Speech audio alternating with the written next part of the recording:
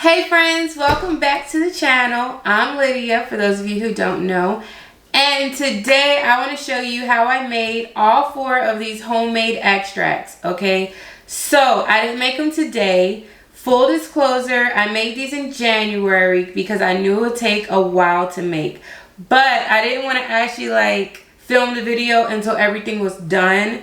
And I knew they have steeped long enough and the flavor is where I want it to be, okay? So, I made cinnamon extract, I made a bourbon vanilla, a regular vanilla extract, as well as a coconut extract. And with the holiday season coming, I do want to start using these in a whole lot of baked goods that I usually make and just see the difference on what these are versus the store-bought. So those would be some really good and fun videos to come up.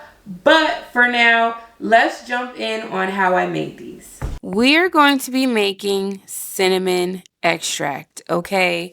So, cinnamon extract is one of my favorites. I want to say it's number 2 on my list, second to bourbon vanilla. All right, cinnamon extract just gives anything you put it in that nice, warm holiday feeling. So sometimes when I make pancakes for the kids, I would put it in that. Or even I would drop a little tablespoon in my coffee in the morning, okay? It just gives it that nice little warm feeling that you don't want to pass up during the holidays. So in order to make our cinnamon extract, I just added a couple of cinnamon sticks into my jar. So in the jar, I want to say I added between 8 and 10 cinnamon sticks. And whenever you are making extract, guys, always stick with 80 proof alcohol or above. And I like to use either rum, vodka, or bourbon. Those are the 3 that I like to stick with. Bourbon is my favorite, like I said, so that would pretty much be at the number 1 spot. But I am using vodka today for all of the other extracts. The second extract we're making today, guys, is going to be a coconut extract, okay? Now, I'm personally using unsweetened shredded coconut that I've got for my dollar store, and they are organic, okay? Now, you can go and get you some regular sweetened coconuts if you want, or if you're really feeling like the challenge, because it's a challenge for me, you open a fresh coconut and do the shavings on the coconut on the inside and make an extract with that. And honestly, if you do it that way, it is going to be a little more costly, but that flavor is going to be way, way better than what I'm making here with just the flakes that we're getting from the grocery store. Okay, so I just wanted to throw that in there. Now, depending on if you're using organic, non-organic, or the type of coconut you are using, guys, whether it's fresh or dried, depends on what it's going to look like as it sits in your cupboard over the next couple months. And when I say that, I mean it's the natural oils in the coconut. So, when you are making coconut extract, over the next couple months, when you go to shake it, you'll notice that there'll be some natural oil separating within your extract. Now, I always like to shake my extracts about once a month. So once I go in there and shake it, you'll see the oils go back in and incorporate.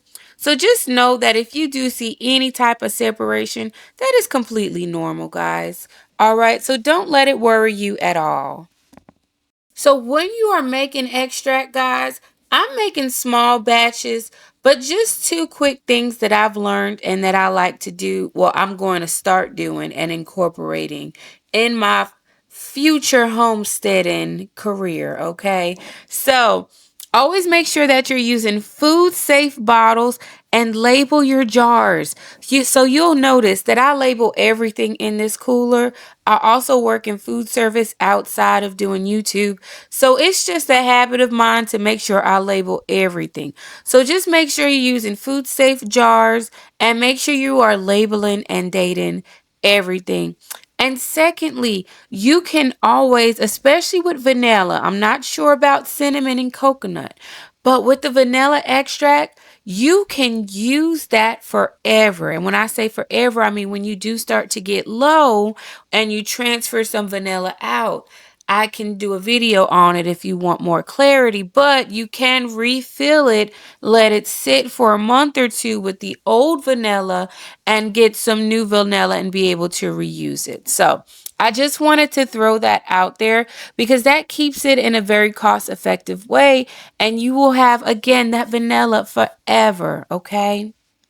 Now, the last two extracts that we're going to be using, or what we're going to be doing, is just a classic vanilla extract that I'm going to be making with vodka.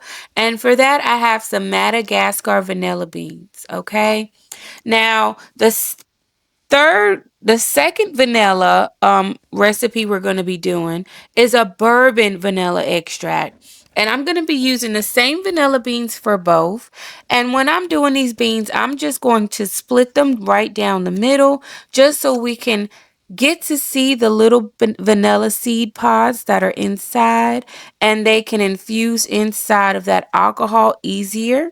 So I'm going to split them right down the middle, and I'm going to put anywhere between 6 and 10 vanilla bean pods in each glass jar. Okay. And again, it's just really depending on the size of my beans that I'm going to do, but I'm going to split each one open and put them in. One jar we're going to fill up with just our clear vodka, and the other jar we're going to fill with our bourbon. All right. And like I said, bourbon vanilla is my favorite. I love cooking with that one. It gives it such a caramel and smoky taste to desserts, especially cookies and custards. It really brings it to the next level. One thing I love to use my bourbon vanilla in is especially like a creme brulee.